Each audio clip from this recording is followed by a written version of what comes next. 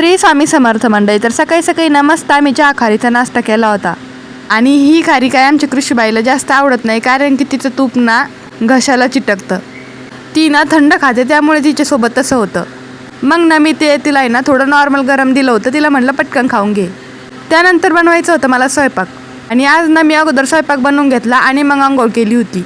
अंघोळीची नादी लागले असते तर माझ्या स्वयंपाकाला उशीर झाला असता. भाजीला काय बनवायचा हा प्रश्न होता. अगोदर शेंगदाण्याचा डबा उघडून बघितला तर शेंगदाणे खूपच थोडे होते. मग मी ठरवलं होतं कांद्याची चटणी बनवायची.